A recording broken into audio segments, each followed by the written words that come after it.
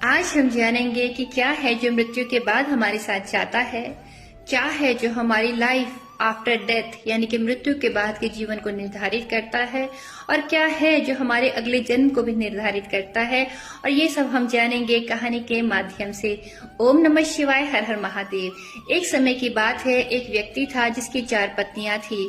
वह व्यक्ति अपनी चारों पत्नियों में से अपनी प्रथम पत्नी से सबसे ज्यादा स्नेह प्रेम करता था। अपनी द्वितीय पत्नी से भी प्रेम करता था, लेकिन पहली पत्नी से कम। अपनी तृतीय पत्नी से भी थोड़ा बहुत प्रेम करता था और अपनी चतुर्थ पत्नी से उसको प्रेम था ही नहीं। अब उस मनुष्य के जीवन का अंतिम समय आया तो उसने सोचा कि यहाँ पर मैं 4 पत्नियों के साथ रहता हूँ, अब अगर मैं दूसरी दुनिया में जा रहा हूँ तो मैं वहां पे अकेले कैसे रहूंगा। तो उसने अपनी पहली पत्नी से पूछा कि मेरी प्रिय पत्नी, क्या तुम मेरे साथ दूसरी दुनिया में चलोगी। तो उसकी प्रथम पत्नी ने कहा कि मेरे प्यारे पति, मैंने आपको कभी नहीं कहा कि आप मुझसे प्रेम करो। आपने मुझसे प्रेम किया क्योंकि आप मुझसे प्रेम करना चाहते थे, सो मैं आपके साथ दूसरी दुनिया में नहीं जाऊंगी। अब वह व्यक्ति जो था वो बड़ा उदास हुआ। उसने सोचा क्यों ना अपनी दूसरी पत्नी से पूछूं। उसने अपनी दूसरी पत्नी से पूछा तो दूसरी पत्नी ने कहा कि जब आपकी प्रथम पत्नी ने आपके साथ जाने से मना कर दिया तो आपने ये कैसे सोच लिया कि मैं आपके साथ दूसरी दुनिया में जाऊंगी। अब उस व्यक्ति ने अपनी तीसरी पत्नी से पूछा तो तीसरी पत्नी ने कहा कि मैं आपके साथ चलूंगी, लेकिन मैं सिर्फ अंतिम संस्कार तक आपके साथ चलूंगी, यानी कि सिर्फ बरियल ग्राउंड तक।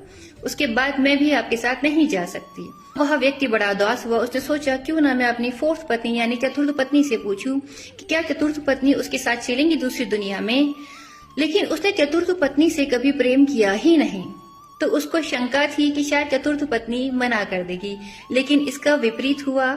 इसके विपरीत चतुर्थ पत्नी ने कहा अपने पति को कि मैं आपके साथ जरूर चलूंगी, आप जिस भी लोक में जाएंगे, जहां भी जाएंगे, मैं आपका साथ कभी नहीं छोड़ूंगी, मैं हमेशा आपके साथ रहूंगी।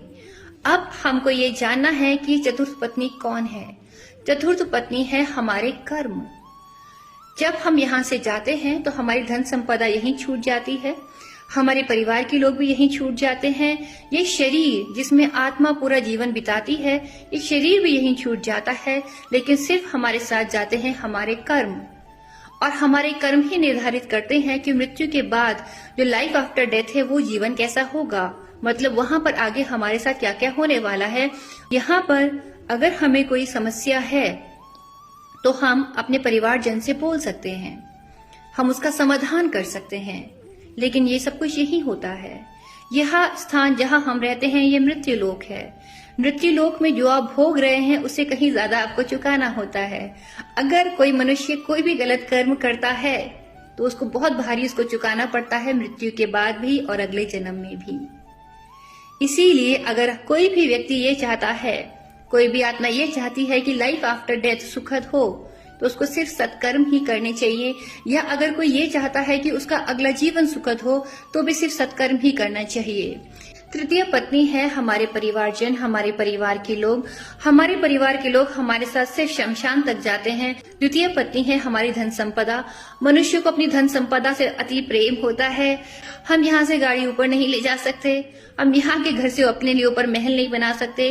जो महल बनेगा वो भी कर्मों से बनेगा, जो गाड़ी आएगी वो भी कर्मों के आधार पर आएगी। कि मरने के बाद, मृत्यु के बाद आगे क्या होना है ये सब कुछ सिर्फ हमारे कर्म निर्धारित करेंगे, अच्छे या बुरे जैसे भी हैं। प्रथम पत्नी है हमारा शरीर। आत्मा सबसे पहले शरीर त्यागती है। कोई भी मनुष्य शरीर के साथ ऊपर नहीं जाता। और मनुष्य पूरा जीवन सबसे ज्यादा प्रेम किससे करता है? खुद से। सबसे पहले ये जानना जरूरी है कि आप हैं कौन। आप तो एक आत्मा हैं, परमात्मा की संतान, और परमात्मा तो पवित्र है। तो आप जो उनकी संतान है परमात्मा की, आपके भीतर परमात्मा का वास है। आपको अपने भीतर के परमात्मा का ध्यान रखना है, उनको पवित्रता में रखना है, और सिर्फ पवित्रता के साथ अच्छे कर्म करने हैं ताकि आपके आने वाले सारे जन्म सवरे।